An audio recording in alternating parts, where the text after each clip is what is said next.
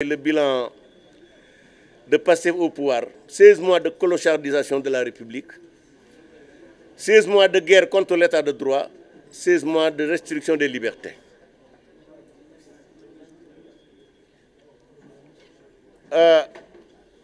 Bu ngeen ko fàttalikoo bi Bassirou Diomaye Faye di door a prêter serment acte bi mu njëkk a jël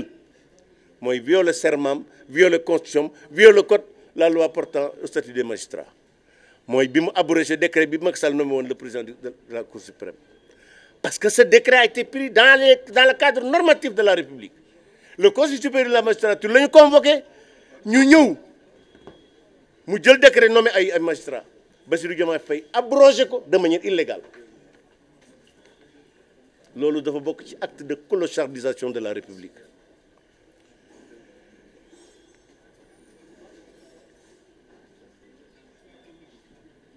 Bi ci des mu toog c'est le premier président au monde dissoudre une assemblée nationale pendant une session extraordinaire boo xam ne yaa convoqué pour protéger son premier ministre mu bañ a def DPG, pour empêcher au groupe Benno Bokk Yaakaar de déposer une motion de censure. Autrement dit, pour protéger son ami, il parjure, il revient sur son serment constitutionnel.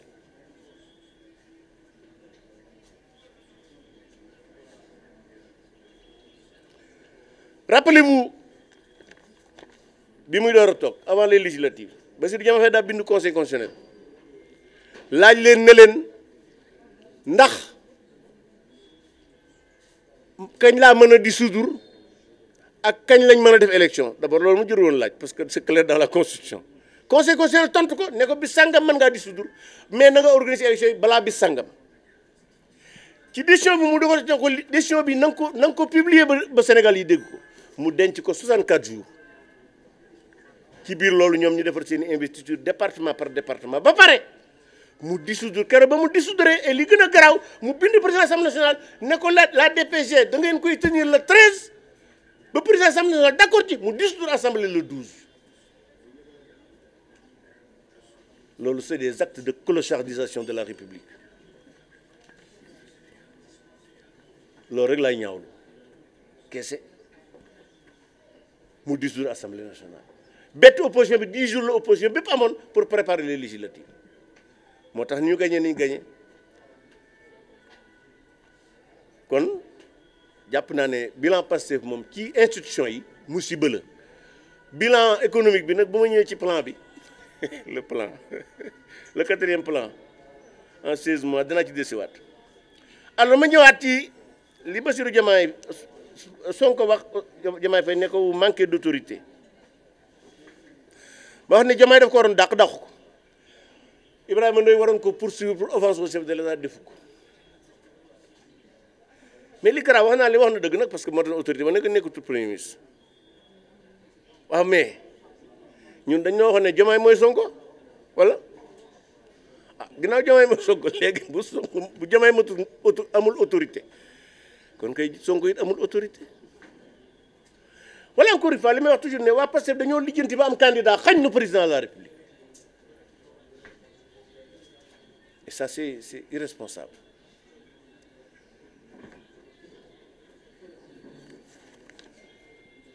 Fi mu mujjee nag bon mooy point bi le plan bi ñu doon présenté keroog Grand Théâtre c'était un théâtre politique.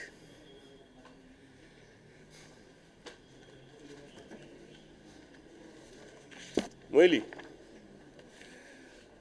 plan bi tur wi rek déjà de Pastef da cee wax lu dul dëgg ndax dañ ko tuddee redressement économique et social loolu tudd na ci français plan bi économie ñëw ci social ñëw ci ñu tuddee ko ci wolof jubbanti koom. Xam nga koom mooy lan? L'économie c'est la production de richesse mi ngi tàmbalee ci soxna si jaay caaf ci koñ bi ba ci Sonatel loolu économie ñoom son plan c'est un plan de redressement des finances publiques noonu la tudd redressement des finances publiques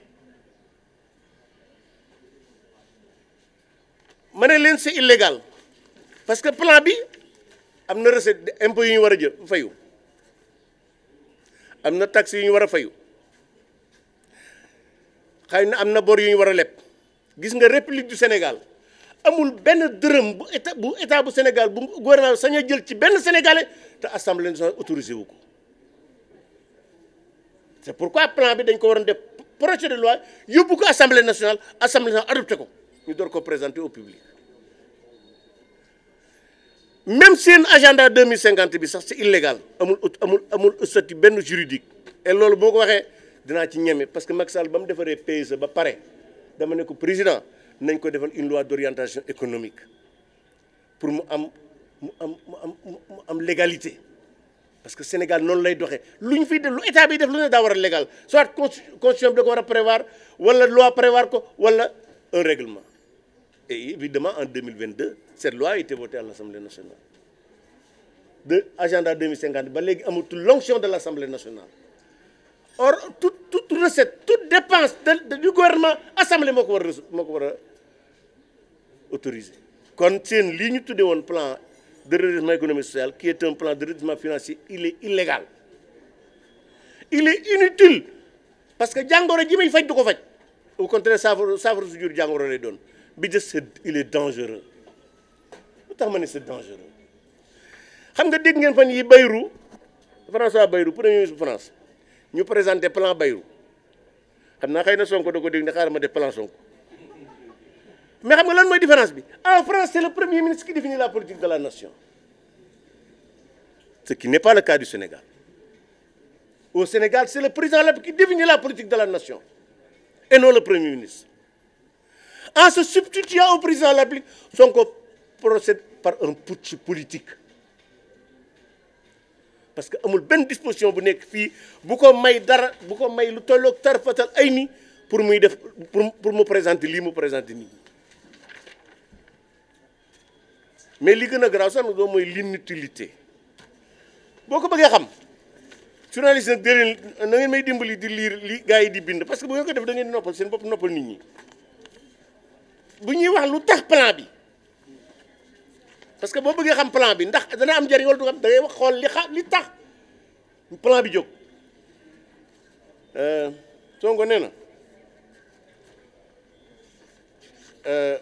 mooy l'héritage nee na dañ fay fekk bor bu bari mooy 119% du PIB mooy loolu ñuy wax ah bi des mu ne dañ fay fekk un déficit de 14% ou 12%. C'est-à-dire que déficit ak endettement dafa am nu ñu koy fajee faj yi nag ñëpp bokkuñu ci d'accord mais mos am na nu ñu koy fajee bokk na ci nga réduire les dépenses publiques moyen la bu ñuy réduire les déficits ak l'endettement parce que déficit mooy lan mooy sa njël ëpp sa salaire. bu sa njël ëppee sa salaire voilà bu dee da nga lebi loo mottalee njël li parce que doo seetal xale yi ñuy xiif ñun nag suñu état bii li ma koy wax toujours day état bu obèse état bu mbuxri c'est-à-dire que li mu soxla ci alal dafa bari te alalu état fan lay jóge impôt taxe ak peut-être ay bor ak i don bu fekkente ne taxes yeeg yooyu yëpp boo ko boolee mu ëpp li nga moo gën a tuuti li ngay dépenser tu es obligé de nga dem lebi kon encore une fois ñoom li ñu ne moom lañ bëgg a faj tudde ko réduction traite la man gëwma loolu man li ma jàpp mooy état bu Sénégal bii depuis 1960 daa nekk fépp nekk ci lépp te man li ma gëm mooy am na lu baree bari loo xam ne état mën na cee seppi loxoom bàyyi ko le secteur privé l'exemple de la Sonatel les télécommunications état du Sénégal moo ko doon gérer ñu génne téléphone jox ko créer ko société français en partenariat avec la France gis ngeen tey jii ça fait partie l'un des fleurons de l'Afrique pendant ce temps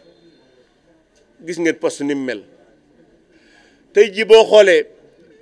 dégg naa ne ñoo dañuy créer 2000 boutiques Sonadis alors que Auchan a été créé la même année que Sonadis. Auchan est devenu une multinationale, Sonadis fay na bu yàgg bàyyi fi bor. Kon encore une fois jàpp naa ne bu fekkee dañoo bëgg redresser les finances publiques là aussi lu normal la parce que même 70% du PIB de la dette pour man c'est trop rawatina ci mu ëpp ko déficit bi aussi bu fekkente ne yow li nga bëgg a def daa ëpp li nga man loolu mooy indi déficit kon boo bëggee di xeex déficit bëgg a xeex nam turati endettement du ay 100 milliards d'économie ngay def il faut aller plus loin loolu man mooy suma position ci affaire bi parce que 100 milliards franchement c'est rien du tout et li gën a garaaw nag du loolu Ousmane Sonko daa gëmloo woon ñiy jaay caaf ñiy jaay naama raas gone yi raxas woto ne leen su ma faloo yéen ñëpp seen bàmb naat seen poste dina fees plan bii 5667 milliards ci poste Sénégalais yi la koy jëlee waxoon naa leen ko fi bis ne leen parce que balaa tàggoog Sénégal ku daan joxe asaka da nga yalwaani kon ñi doon xaar ne seen bàmba dana naat ci nguurug Diomaye ak Sonko nañ ko teg fi suuf seen bàmba du ci naat au contraire dinañ yokk taxes yi dinañ yokk impôts yi te duñ yokkal dara Sénégalais yi mais li gën a ce qu'il faut retenir surtout c'est le caractère le fait que le président la bi moom moo war a définir la politique de la nation le premier c'est substitué à lui et d'ailleurs boo xoolee même communiqué bi mujj du conseil des ministres dañ ne le texte a été adopté en conseil des ministres texte bi lan la loi la wala décret bu dee loi daa war a dem assemblée nationale avant ñu di ko yóbbu ci mbedd mi bu dee décret daa war a génn journal officiel autrement dit comme li ma leen wax sànq c'était un théâtre politique pour donner l'impression que ñi ngi xalaat que liggéey xalaatuñu liggéeyuñu indi nañ fi projet mujjul fenn agenda 2050 damay wax ne du projet du plan du programme c'était un pamphlet politique pour préparer les législatives bii itam nag je soupçonne que c'est pour préparer quelque chose maintenant Ousmane Sonko bi muy def dëgg nee na woon Diomaye bu mënul na ma jox ah ba daa bëgg a jël ah ba daa bëgg a jël kon encore une fois xam nga tey man personnellement su ma neexoon ma laisser deux parce que yàgg naa wax sénégalais yi waa Pastef yi baaxuñu sénégalais yi di ma tànqamlu tey jii képp koo xam ne même ñi àndoon ak ñoom te gëm leen am nga kersa parce que xam nga ne amuñu programme ils sont pas compétents duñu defar réew mi parce que li mu fi yàq bu doon toog téeméer at du ko defar waxuma nag yàq gi mu fi fekk maintenant man en tant que défenseur de la République défenseur du Sénégal je crois que très honnêtement lii ma Ibrahima Ndoye def ak Mamadou Diouf jaaduwul waaye nag dama leen di bàyyi ak seen bopp parce que damay wax ne nit lu mu bañ dee fekk ko ci rek bu mu ko def benn ñaar ku ragalu dee kenn mënu ko ku ragalu dee kenn mënu ko te nag ñaar yi moom bis bu yàlla sàkk ma di ko waajal sama bopp bis bi may dee ak bis bi may dellu rëbës bagage yi mat na sëkk saa suñ bu ñu ma fekkoon fii ci bunt bu ñu demee ma ànd ak ñoom dem amu ci benn problème parce que c'est un choix politique dama ko wax xale yi ma bokkaloon néeg boo ñëwee man leen yéen maa ngi yéen bokkuñu kaa yéen accident de parcours moo leen fi indi man choix politique moo ma fi indi xam nga xale buy dawal woto ba yàgg mu accidenté nit faatu ci mu yóbbu kas ko c'est des accidents de parcours même ñiy sàcc ak yooyu yëpp c'est des accidents de parcours problème d'éducation moi j'ai choisi de combattre un pouvoir fasciste je sais qu'ils sont capables de tout parce que ñi sookee juróom-ñett fukki nit yu faatu ay milliards yi fi yàqu ils ne reculeront devant rien waaye bu ñu amee ku ñuy xoxotal booye bu ñu teg ko fi suuf ndegam man mi nga xam ne li ma des ci dund bariwut maa ragalut kaso asama gone yi